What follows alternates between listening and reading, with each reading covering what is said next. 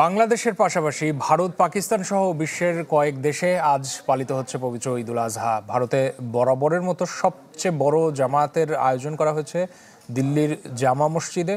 দেশজুড়ে মোতায়েন করা হয়েছে অতিরিক্ত নিরাপত্তা ব্যবস্থা। তবে কুরবানির ক্ষেত্রে কঠোর বিধিনিষেধ জারি করেছে দিল্লি প্রশাসন।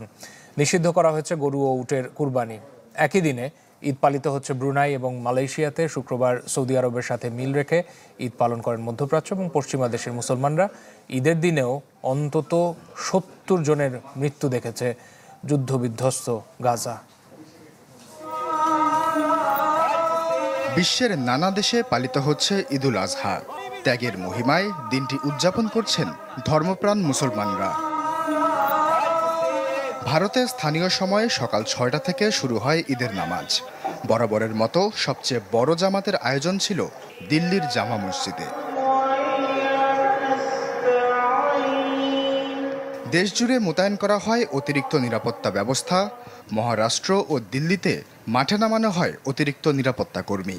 যে কোনো অরাজকতা এড়াতে আগের রাত থেকেই পায়ে হেঁটে টহল দেন তারা। তবে কোরবানির ক্ষেত্রে কঠোর বিধিনিষেধ জারি করেছে দিল্লি প্রশাসন। নিষিদ্ধ করা হয়েছে গরু ও উটের কোরবানি।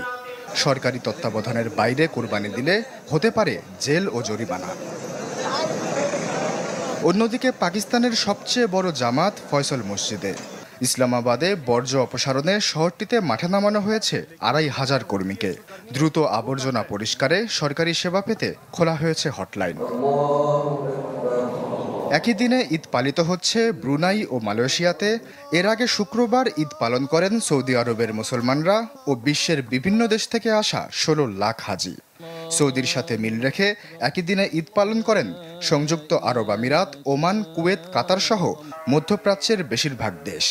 জামাতের পর কোরবানি দেন দেশগুলোতে থাকা প্রবাসী বাংলাদেশিরাও। শুক্রবার ঈদ পালিত হয় যুক্তরাজ্য, জার্মানি সহ ইউরোপের নানা দেশ ও যুক্তরাষ্ট্রে। তবে ঈদের আনন্দ স্পর্শ করেনি গাজার বাসিন্দাদের। ঈদের আগে যেন আরও বেড়েছে ইসরায়েলের হামলা। বিশ্বের বেশিরভাগ দেশ যখন উদযাপনে মশগুল, তখনও হয়তো স্বজনদের মরদেহ হাতে মাতম চলছে কোনো না কোনো ফিলিস্তিনি ঘরে।